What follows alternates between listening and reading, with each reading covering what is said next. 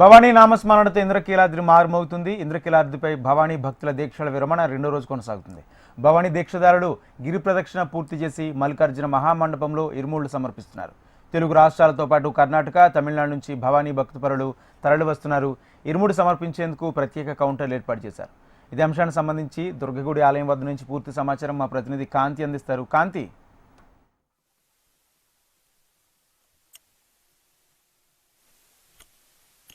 భవానీ దీక్షల విరమణలు కొనసాగుతున్నాయి. ఈరోజు తెల్లవారుజామున 3 గంటల నుంచి అమ్మవారి దర్శనానికి అనుమతి ఇవ్వడంతో భవానీ భక్తులు సుదూర ప్రాంతాల నుంచి వచ్చిన వారంతా కూడా అమ్మవారి దర్శనం చేసుకుని వెళ్లేందుకు అన్ని రకాల ఏర్పాట్లను ఆలయ అధికారులు చేపట్టడం జరిగింది. ఎక్కువగా ఉత్తరాంధ్ర పరిసర ప్రాంతాల నుంచి వచ్చేటువంటి భక్తులు ఎక్కువగా ఉంటారు కాబట్టి ఆ భక్తుల కోసం ప్రత్యేకమైనటువంటి ఏర్పాట్లు చేశారు. ఏవైతే వాహనాల్లో వస్తారో వాహనాల పార్కింగ్ కోసం ప్రత్యేకమైనటువంటి ఏర్పాట్లను అయితే చేపట్టారు ఆలయ అధికారులు. అయితే ఆ అధికారులకు సంబంధించినంత వరకు కూడా భక్తులంతా కూడా ఎక్కడెక్కడి నుంచో వచ్చే భక్తుల కోసం ఏర్పాట్లు చేయడం, దాదాపుగా 5 లక్షల మంది వరకు కూడా భక్తులు అమ్మవారి దర్శనానికి వస్తారని అధికారులు అంచనా వేస్తున్న నేపథ్యంలో భక్తుల కోసం ప్రత్యేకమైనటువంటి ఏర్పాట్లు చేశారు. ప్రతి ఏడాదిలాగే ఈ ఏడాది కూడా ప్రత్యేకంగా హోమగుండాలను ఏర్పాటు చేసి ఆ హోమగుండాలకి సంబంధించినటువంటి దాంట్లో ఏదైతే ఇరుముడి తలపైన పెట్టుకొని వచ్చేటువంటి భక్తులంతా కూడా తమ ఇరుముడిలో ఉన్నటువంటి నేతి టెంకాయలు ఏవైతే ఉంటాయో నేతి టెంకాయలను వేయడం కోసం ప్రత్యేకంగా హోమగుండాలను ఏర్పాటు చేశారు. హోమగుండాలతో పాటు ప్రత్యేకంగా వారు ఏదైతే ఇరుముడిలో ఉన్నటువంటి బియ్యం ఉంటాయో ఆ బియ్యం అంతా కూడా తీసుకుని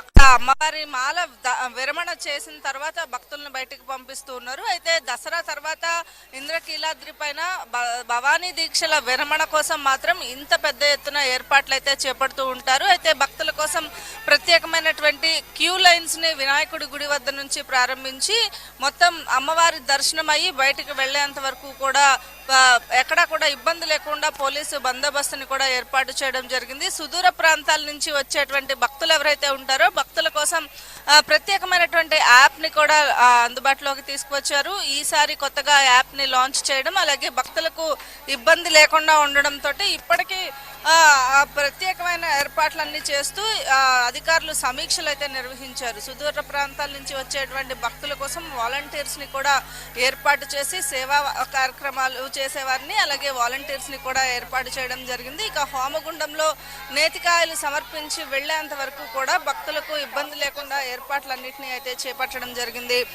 దాదాపుగా నిన్న ఒక్కరోజు అంటే నిన్న మొదటి రోజు కావడంతో కొంచెం భక్తుల రద్దీ తక్కువగానే ఉందని చెప్పాలి. అయితే ఈ రోజు ఆదివారము అలాగే తెల్లవారుజామున 3 గంటల నుంచి కూడా దర్శనం కల్పించడంతో భక్తుల తాకిడి ఎక్కువగానే ఉంది. అలాగే ఆదివారం కావడంతో కేవలం భవానీ భక్తులు మాత్రమే కాదు, ప్రత్యేకంగా మామూలుగా జనరల్ గా భక్తులు దర్శనం చేసుకునే వారు కూడా వస్తూ ఉంటారు కాబట్టి వారంతా కూడా వచ్చి అమ్మవారి దర్శనం చేసుకుని వెళ్లేందుకు ఏర్పాట్లు చేయడం జరిగింది. అలాగే అన్ని దర్శనాలు కూడా ఉచిత దర్శనాలుగా చేపట్టడం జరిగింది. టికెట్ దర్శనాలు ఏమీ లేవు.